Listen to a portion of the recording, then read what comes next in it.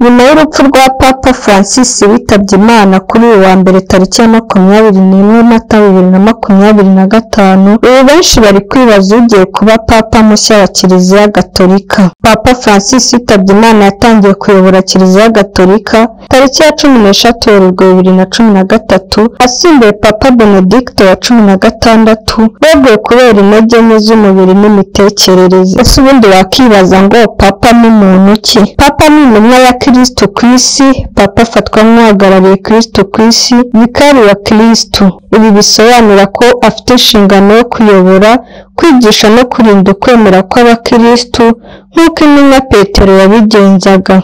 Mbese mu magambo make, Papa ni nk'umusimbura wa Petero, umwe mu bashinzwe kurinda ukuri kw'iyobokamana. Kiliziya yemera ko Papa iyo avuga ku by'ukwemera cyangwa imyitwarire mu buryo bwemewe adashobora kugwa mu ikosa. Ibi ntibisobanura ko adakosa mu buzima busanzwe, ahubwo ni uko ibyo yigisha ku kwemera byemerewe kwizerwa n'abakristo bose. Papa kandi ni umuhuza n'ikimenyetso cy'ubumwe. Papa ahuza Kiliziya ku isi yose, nubwo hari amashami ya Kiliziya atandukanye hirya no hino, bose bagendera ku buyobozi bwe nk'ikimenyetso cy'ubumwe bwa Kiliziya. Papa kandi ni umuyobozi w'ukuri n'urukundo. Papa ni umuyobozi w'iyobokamana, ariko nanone ahora atanga ubutumwa bw'amahoro, urukundo, ubutabera n'impuhwe ku bantu bose atitaye ku madini cyangwa ibihugu bakomokamo. Mbaye ikaze inshuti bakunzi mwese mukurikiye People TV Rwanda. Yewe nitwa Immaculée Uwimpuhwe, ni njye mugiye kubana muri aka kanya.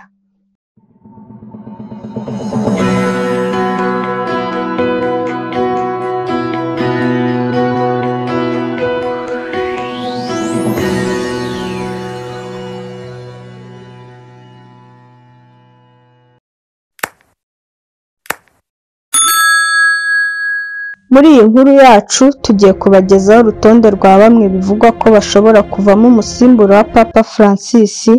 Gukora uru rutonde ariko twashingiye ku mateka akomeye ya buri umwe muri bafite muri Kiliziya Gatolika ndetse no mu birebana n'ubuzima busanzwe. Nyuma y'urupfu rwa Papa Francis, kuri ubu ngubu hatangiye urugendo rwo gushakisha uzamusimbura ruzamara iminsi iri hagati ya 15 na 20. Ni igikorwa kizanzurwa n'itora rizakorwa n'inteko y'abakaridinari.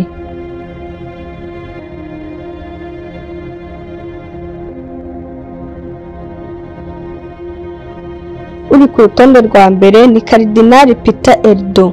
Karidinali Erdo w'imyaka 72 y'amavuko, akomoka muri Hongiriya, akaba umwe mu basabaga ko inyigisho n'amahame bya mbere bya Kiliziya Gatolika bikomeza kubahirizwa mu mwimerere wabyo. Uyu mushumba yigeze kugaragaza ko ashyigikiye ko abakristo batandukanye n'abo bashakanye badakwiye gusezeranwa imbere y'Imana mu gihe bongeye gushaka. Mu gihe amatorero yahamagariraga Minisitiri w'Intebe wa Hongiriya Viktor Orban guha ikaze abimukira bashaka kwinjira muri iki gihugu, Karidinali Erdo yagaragaje ko ibyo bidakwiye kuko byaha urwaho icuruzwa ry'abantu. Karidinali Erdo yabaye arikepiskopi wa Budapest, aba n'umuyobozi w'inama y'abepiskopi ku mugabane w'Uburayi. Ku mwanya wa kabiri hariho Karidinali Louis Antonio Tagle. Mu gihe abakristo Gatolika bari kwiyongera cyane ku mugabane wa Aziya, Karidinali Tagle ukomoka muri Philippines nawe abonwa nk'uwaba umusimbura mwiza wa Papa Francis.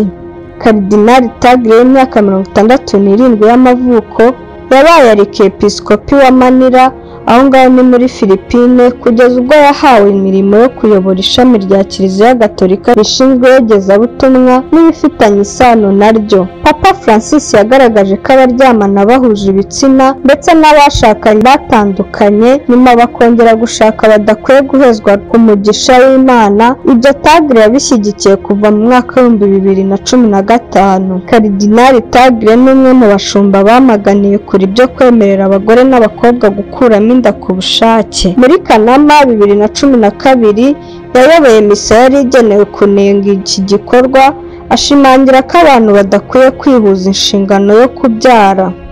Mu mwaka wa 2013 Tagle ni umwe muri ba karidinali bahabwaga amahirwe yo gutorerwa kuyobora Kiliziya Gatolika, ariko ntibyakunze.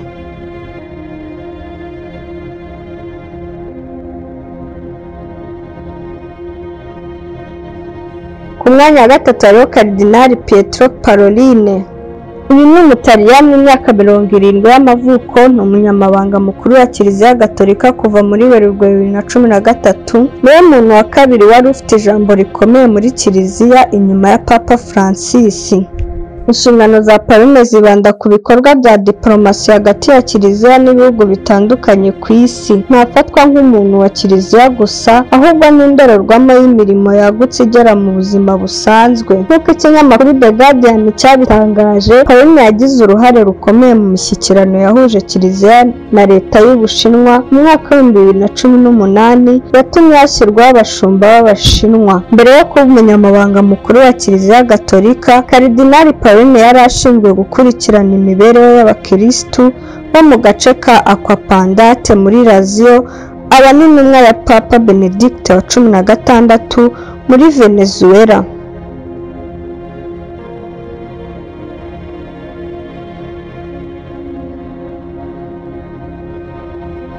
Ku mwanya wa kane hariho Karidinali Mario Grech. Karidinali Grech w'imyaka 68 y'amavuko akomoka muri Malta. Ubusanzwe yashyigikiraga ko Kiliziya Gatolika yagendera ku mahame yayo ya kera gusa, ariko yatangiye guhindura imyumvire kuva Papa Francis yatorwa mu 2013.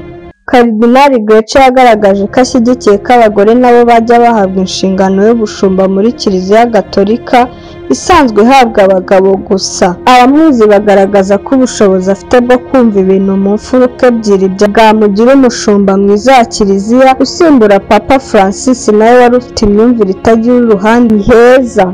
Karidinali Grech yabaye umwepiskopi wa Diyoseze ya Gozo muri Malta kuva mu 2005 kugeza mu 2019. Aba perezida w'inama y'abepiskopi muri Malta. Ubu ni umunyamabanga mukuru w'inama y'abepiskopi Gatolika iha Papa ubujyanama.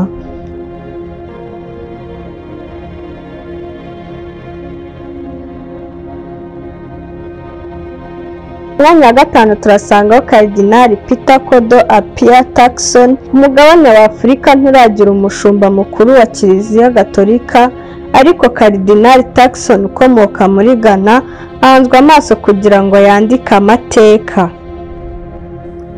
Turkson y'imyaka 76 y'amavuko yabaye arikiepiskopi wa Cape Coast muri Ghana, ahabwa inshingano yo gukurikirana imibereho y'abakirisitu bo mu gace ka San Liborio muri Napoli. Uyu mushumba ari mu nteko y'abatoye Papa Francis na Benedict wa 16, asanzwe ayobora ishami rishinzwe guteza imbere siyansi kuva muri Mata 2022. Karidinali Turkson kandi yakanguriye isi guhangana n'ihindagurika ry'ibihe, ubukene ndetse n'akarengane mu rwego rw'ubukungu. Agaragaza ko ashyigikiye urushako rw'umugore n'umugabo gusa aho kuba urw'abahuje igitsina. Icyakoze Karidinali Turkson yageze avuga ko ibihugu byo muri Afurika byashyiriyeho abaryamana bahuje igitsina amategeko akakaye, asaba ko habamo koroshya.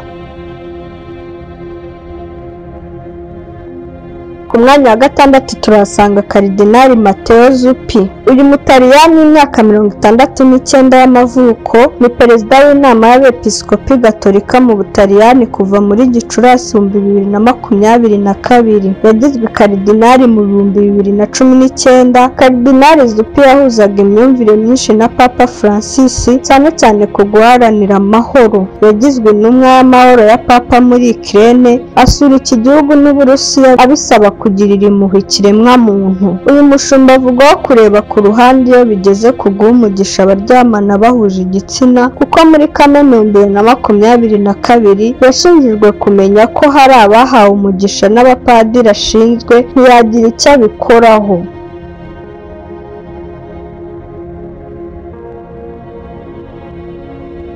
Ku mwanya wa karindwi turasanga Karidinali Pierre Battista Pizzaballa. uyu mutaliyani y'imyaka 60 y'amavuko areberera abakristo ba Kiliziya Gatolika mu murwa wa Yerusalemu wabaye imwe mu ntandaro z'amakimbirane ya Israel na Palestina. Nyuma y'igitero gikomeye umutwe witwaje intwaro wa Hamas wagabye mu majyepfo ya Israel mu Kwakira 2023, Karidinali Pizzaballa yemeye kwishyikiriza Hamas kugira ngo abe ingurane y'abana bari baragizwe imbohe.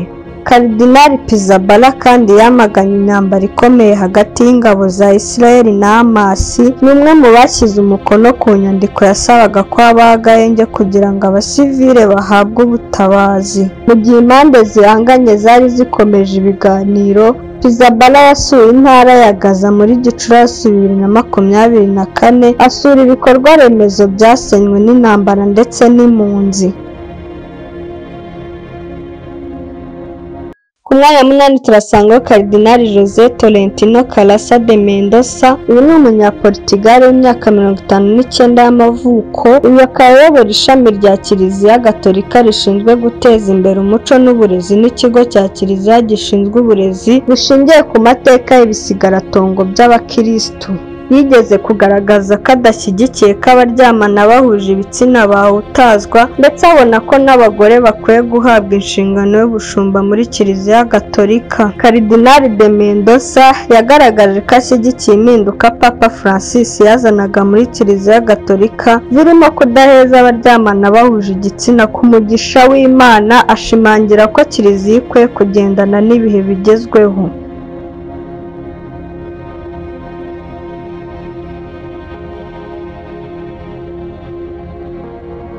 Ku mwanya wa 9 hariho Karidinali Robert Sarah.